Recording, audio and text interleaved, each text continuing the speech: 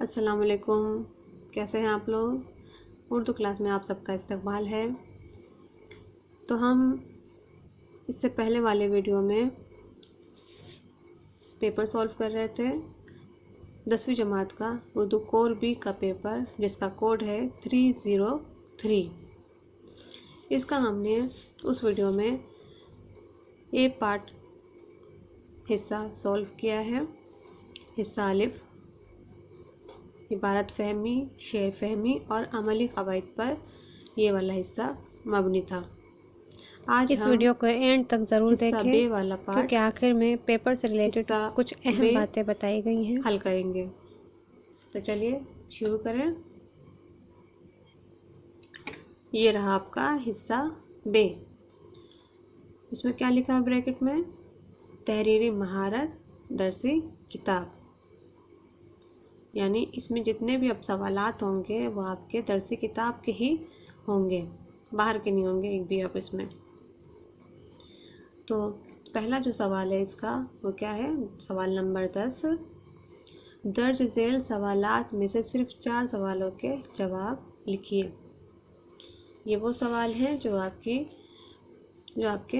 सबक है ना, उसमें से सबक के सवालात है ये। ऑप्शन आपको कितने मिले हैं? 6 मिले हुए सवाल, जिसमें से आपको क्या करने हैं? सिर्फ 4 के जवाब देने हैं। तो 2 ज़्यादा मिला हुआ है आपको चूज़ करने के लिए। ठीक है, ये कितने मार्क्स का होगा? ये है आपके 2 मार्क्स का एक सवाल। करने आपको 4 है, कुल मिला के 8 नंबर के हैं पूरे। ये हर एक सवाल का जो नंबर है वो है 2 नंबर। तो अब इसका पहला सवाल हम लेते हैं। सवाल नंबर 10 का पहला सवाल। साद अली, ये साद अली नहीं है, ये सादत अली है। ठीक है, यहाँ पे मिसप्रिंट हुआ है। सादत अली को अंग्रेज़ों ने अवध के तख्त पर क्यों बिठाया? जवाब देते हैं हम। जवाब है सादत अली अंग्रेज़ों का दोस्त था। सादत अली ऐश पसंद आदमी था। उसने अवध के तख्त के बदले अपनी आधी ममलिकत और 10 लाख रुपए अंग्रेज़ों को दिए थे। ये है आपका जवाब। दूसरा देखें। दूसरा है आसमान में कितने तारे हैं? अवंती ने इस सवाल का क्या जवाब दिया? जवाब है आसमान में कितने तारे हैं के जवाब में अवंती ने कहा कि मेरे गधे के जिस्म पर जितने बाल हैं आसमान में उतने ही तारे हैं। तीसरा सवाल। क्लास में बच्चे किस बात पर हैरतज़दा थे? क्लास में बच्चे इस बात से हैरतज़दा थे कि उनकी क्लास में एक नाबीना बच्चा बैठने के लिए आने वाला था। बैठना नहीं होगा यहाँ पे होगा पढ़ने के लिए आने वाला था। ठीक है, इसको आप करेक्ट कर लें। बैठना ना लिखे यहाँ पे, बल्कि यहाँ पे लिखे आप पढ़ने के लिए आ रहा था वो, ना कि बैठने के लिए। ठीक है, क्लास में बच्चे इस बात से हैरतज़दा थे कि उनकी क्लास में एक नाबीना बच्चा पढ़ने के लिए आने वाला था। ये हो गया आपका जवाब। चौथा सवाल है भीमराव अंबेडकर का सबसे अहम कारनामा क्या है? तो इसका जवाब है भीमराव अंबेडकर का अहम कारनामा हमारे मुल्क का दस्तूर बनाना है। दस्तूर कहते हैं कानून को। ठीक है, भीमराव अंबेडकर का अहम कारनामा हमारे मुल्क का दस्तूर यानी कानून बनाना है। हो गया। यहाँ पे ये भी दिखाते चलो, उसमें थोड़े जवाब बहुत ही लंबे लंबे हैं। आप छोटे छोटे जुमले में भी उसका जवाब दे सकते हैं। 2 नंबर का आपका ये सवाल है, तो ज़्यादा लंबा लिखने की ज़रूरत है नहीं। ठीक है, तो क्या है? क्लास में बच्चे हैरतज़दा थे कि उनके क्लास में एक नाबीना लड़का अहमद पढ़ने आ रहा था। ठीक है, ये हुआ आपका जवाब सवाल नंबर 5, खाने पीने की चीज़ें किस तरह आलूदा हो जाती हैं?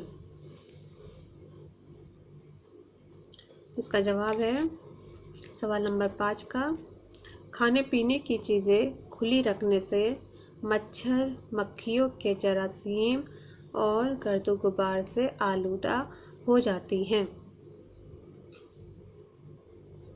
इसमें आपके ये जवाब इस तरह से दिया गया है, खाने पीने की चीज़ों को अगर ढक कर ना रखा जाए, उन्हें खुला छोड़ दिया जाए तो मक्खियाँ, गर्द और बीमारी फैलाने वाले जरासीम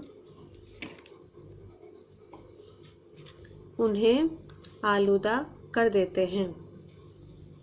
ठीक है, अब दूसरा सवाल देखते हैं हम। सवाल नंबर 6, शहरों की गंदगी किस तरह दरियाओं में शामिल हो जाती हैं? सवाल नंबर 6 का जवाब, शहरों की गंदगियाँ नालों से जाकर नदियों में गिरती हैं और दरियाओं में शामिल हो जाती हैं। ठीक, तो ये आपके हो गया पूरे 6 सवालों का जवाब। अब नेक्स्ट सवाल हम देखते हैं, सवाल नंबर 11 को। सवाल नंबर 11, दर्ज झेल सवालात में से सिर्फ 2 सवालों के जवाब लिखने हैं। सिर्फ 2 सवाल करने हैं आपको इसमें से। ठीक है कितने नंबर का? ये 6 नंबर का है, यानी जो एक जवाब होगा वो आपके 3 नंबर का होगा, यानी थोड़ा सा आपको इसको लंबा लिखना है, यानी 3 लाइन तक का आपको इसका जवाब लिखना होगा। तो पहला इसका जवाब सवाल है, तो यह सवाल है कितने, आपको ऑप्शन कितने मिले हैं आपको? 1 2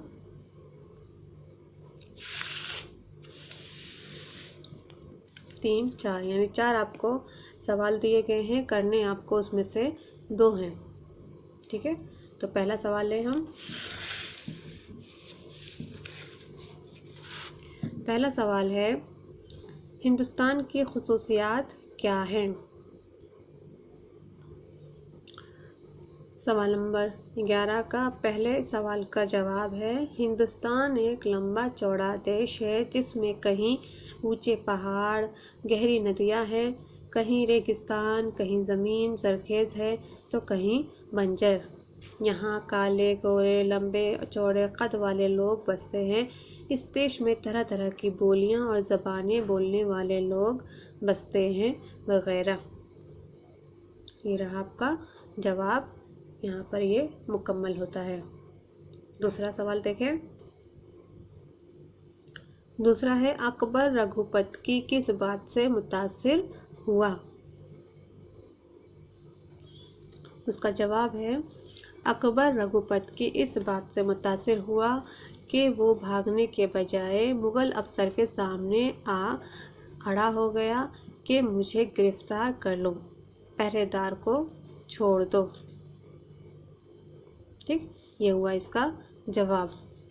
अभी आपको ये सिर्फ एक लाइन का लग रहा होगा, लेकिन जब आप खुद इसको लिखेंगे अपनी राइटिंग में तो ये कम से कम 2.5 लाइन का हो जाएगा। ठीक है, तो दूसरा देखते हैं आप। तीसरा सवाल देखते हैं अब।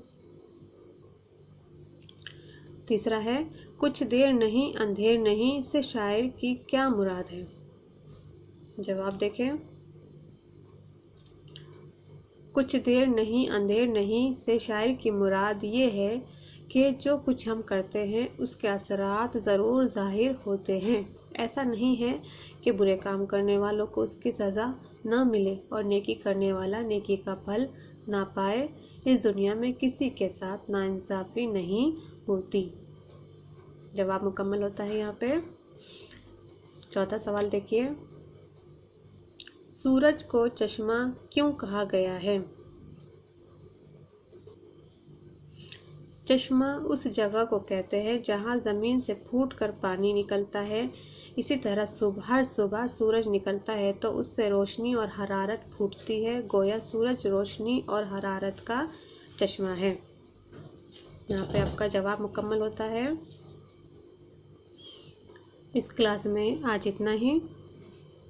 अगले क्लास में हम कुछ और सीखेंगे। तो चलिए वीडियो ख़त्म करने से पहले यहाँ पे कुछ ज़रूरी बातें बता दूँ मैं आपको, जो आपको बतानी ज़रूरी है। आपको ये ध्यान रखना, ये जैसे आपका क्या है, ये प्री बोर्ड का पेपर है आपके, है ना, ये आपके प्री बोर्ड का पेपर है, बोर्ड से पहले का एग्ज़ाम। ठीक है, ये आपके टेस्ट लेने का होता है कि आपको कितना याद हुआ है, और पेपर समझाने का तरीका भी होता है एग्ज़ामिनर का, कि आप जो फाइनल में जो पेपर आने वाला है आप उससे थोड़ा बहुत रूबरू हो जाए, थोड़ा बहुत आपको अंदाज़ा हो जाए कि पेपर आपका किस तरीके से आने वाला है, उसमें सवाल किस तरह से सेट होंगे। ठीक, तो यहाँ पर आपको ये बात याद रखनी है और समझनी भी है कि जहाँ जहाँ से मतलब जिस सबक से ये सवालात लिए गए हैं वो सबक आपके लिए अहम हो जाते हैं। आपको देखना है कि ये जो सवाल है वो कौन कौन से सबक से लिए गए हैं, वो उन सबक को आपको याद करना ज़रूरी है, पढ़ना ज़रूरी है, क्योंकि जो आपका फाइनल पेपर होगा उसमें से इन्हीं असबाक में से आएंगे तकरीबन 80% तक तो आएंगे ही आएंगे, यानी 80% आपके इन्हीं असबाक में से सवालात आने हैं। तो आप ये देख लें कि ये कौन कौन से सबक हैं, ये उस सबक को आप ज़रूर से ज़रूर तैयार करें। उसके सवालात, हो सकता है उसमें से पैराग्राफ आ जाए, हो सकता है कि उसमें से आपकी ग्रामर आ जाए, या फिर सवाल आ जाए, या फिर ये भी हो सकता है कि जो सवाल इसमें आए हैं उसको ही रिपीट कर दिया जाए। ठीक है, तो आपको जो भी पेपर में जितने भी आपके सवाल आए हैं उनको आप ध्यान से देखिए कि ये किस में से ये सारी चीज़ें ली गई हैं। सिर्फ सवाल ही नहीं, पैराग्राफ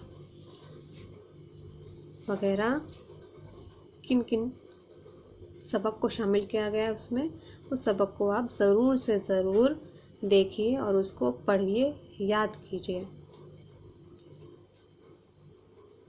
तो बेस्ट ऑफ लक आपके पेपर के लिए। मिलते हैं अगली क्लास में, तब तक के लिए अल्लाह हाफिज़। अच्छे से पढ़िए और खुश रहिए।